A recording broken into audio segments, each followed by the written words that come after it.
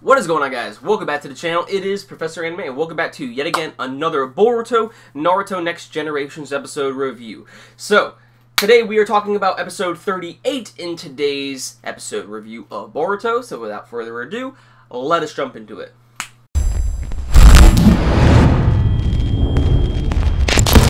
Alright, so this episode of Boruto, I'm not gonna lie, I actually really enjoyed. So, we're finally actually getting episodes of Boruto that are actually making progression along in this story. It only took about 30 episodes to actually get to this point in Boruto, but now that we're finally here, I'm glad I actually stuck with the series. And I am very curious to hear your overall thoughts about that. You know, I mean, honestly, we shouldn't have to wait too long to get to, you know, the possible interesting bits of the story, but, I mean, hey, we're finally here now. It only took 30 episodes, of course. A lot of Boruto's beginning portions were, you know, just slice of life, school-related activities. We did see a little bit of fights here and there, but the only good moment that I would say that we have had of this series so far is definitely the Sarada Gaiden arc. Glad we got that arc animated, and it looked really good. Now we're finally heading into what is to be, you know, expected most likely of the Boruto movie. So we're finally getting the Boruto movie adapted in anime form with new material that will be showcased by Masashi Kishimoto himself. If you didn't hear in my previous episode review of Boruto, episode 37, I basically discussed that the Boruto anime will be adapting the Boruto movie with new material that Masashi Kishimoto actually planned out for the movie, but due to time constraints, because, you know, movies have to be, you know, adapted into a hour and a half, you know, length film, there's only so much that you can actually put in within the movie. So there's going to be entirely new material within the anime for Boruto. However, it's actually going to be canon because Masashi Kishimoto actually, you know, wanted this to happen in the movie, but just couldn't due to time constraints. So I'm very excited to get to that bit of Boruto relatively soon. But we're probably going to, you know, get to that, you know, at a later time. Right now, we just got introduced to the teams of the Boruto series. So, for the teams, we finally have the teams. Boruto, Sarada, and Mitsuki, which was to be expected because, again, if you have seen the, you know, just promotional artwork for Boruto, as well as if you've seen the Boruto movie, you will know exactly who is on which team and so and so. So yeah, we basically get each team introduced within this episode of Boruto. We get Boruto, Mitsuki,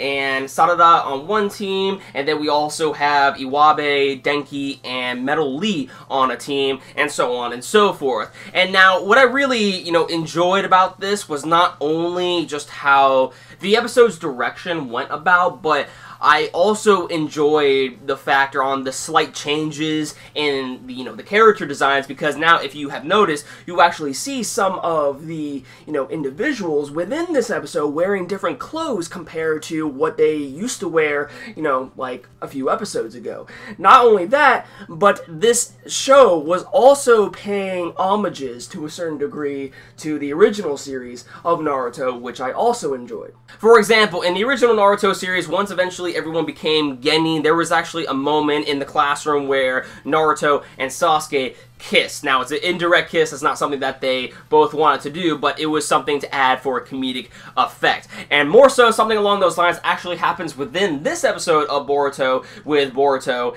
and Sarada, except Sarada, you know, blocks Boruto's, you know, kiss with her foot and whatnot. But again, this was added on for comedic effect and kind of paid a little nudge to the original Naruto back in the day. We also got to see Mirai in this episode as a Chunin. Now, if you guys don't know, Mirai was actually Asuna's daughter. So, it kind of, man, it sucks. One of the most emotional scenes in Naruto was definitely Asuna's death. And to see Asuna's daughter grow up as a Chunin now, her name is Mirai as the, cousin of Konohamaru. It's just so cool to see. And when she was fighting off with Boruto, Sarada, and Mitsuki, the rest of the gang and whatnot, like, oh man, I like that. I like that a lot. I like seeing her and how she was using Asuna's blades. She inherited that.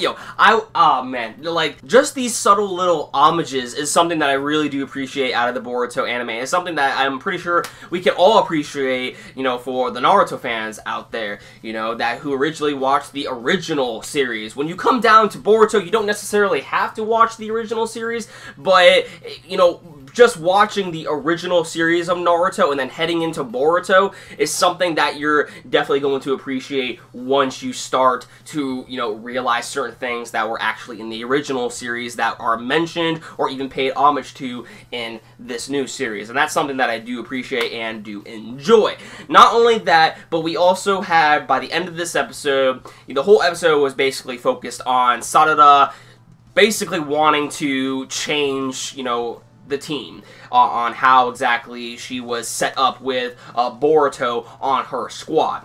It's a 3-man squad, and it contained of Sarada, Mitsuki, and Boruto. Sarada obviously does not have the best relationship with Boruto, and vice versa, so they want to end up changing, how they were set up. But this whole episode was focused on the development of Boruto and Sarada and how they just work as a team. Sure, it might not seem like they get on, the best of terms with each other, but if you guys have noticed, there has been several cases throughout the series of Boruto where Sarada and Boruto are actually probably one of the strongest ninja within their age group, and how well they have actually interacted with each other during those times. Like, for example, like the field trip arc, remember what happened there, they've actually been able to pull off interesting feats they have together. And when it came down in this episode really just showed that and how far they have come. So eventually they come down to the conclusion that they are going to stick together as a team for now,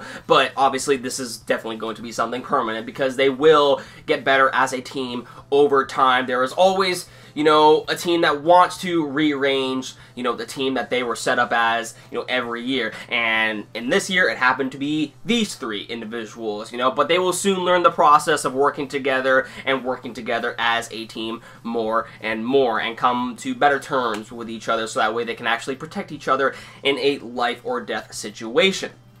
Now, by the end, we also, another homage is that regarding the original Naruto series, is that once Sarada eventually comes to the conclusion that she decides to actually stay on the same team as Boruto, she eventually asks the Lord Hokage, Naruto, that if they can actually give the title to them as the new Team 7. And if you guys remember, in the original Naruto, that was the title of Naruto's group. Naruto, Sakura, and Sasuke was named Team 7. So when it comes down to this new generation, Boruto's squad, they are now the official new Team 7. So that I found was pretty cool as well. And also we have some stuff, developing with Naruto as well, or at least not really developing, but more so foreshadowing to certain events that are going to come down, because he is basically using his Nine Tails chakra, and he has certain individuals from the village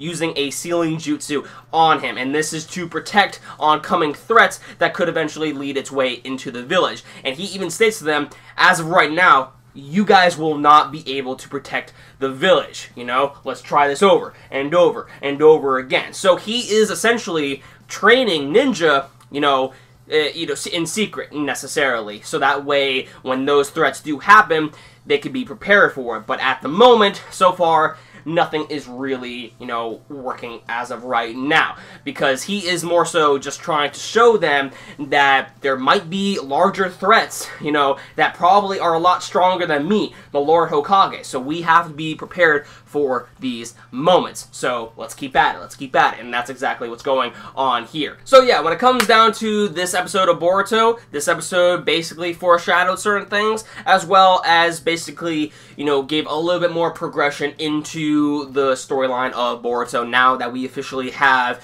you know, these teams that are now set up, things will hopefully get a lot interesting. Sure, there's going to be some missions in which it might seem as though, you know, it's kind of like a slice of life sort of series, because they're probably not going to be the most interesting missions, but that's how all Genin start out. So we'll probably get a few episodes dedicated for that factor and to further the progression of Boruto's teamwork with Sarada and Mitsuki, and then that is when we'll eventually get to the more interesting things, which will possibly later adapt the Boruto movie. So I'm excited for that. So yeah, let me know your thoughts in the comments down below, what you guys thought about this episode of Boruto. Did you like it? Did you hate it? Did you think it was boring? Do you think it's been a lot better so far, you know, compared to the original episodes of Boruto that we have been getting? Let me know your thoughts in the comments down below. And with that said, everyone, thank you very much for watching. Be sure to give this video a like if you enjoyed it. And with that said, thank you all for watching. I'll catch you all in the next one. Peace out.